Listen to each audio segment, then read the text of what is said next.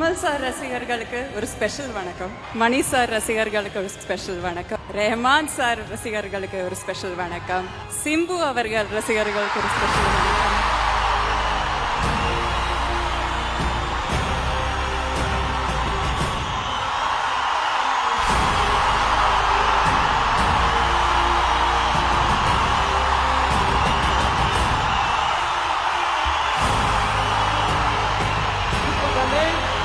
Super.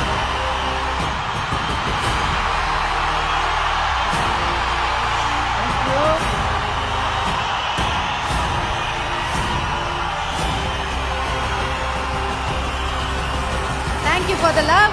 Yes, ma'am. எனக்கு பேச 5 நிமிஷம் தான் கொடுத்துருக்காங்க. ஸோ நான் பேசிடுறேன். இன்னைக்கு இந்த மேடையில் வந்து நிற்கும் போது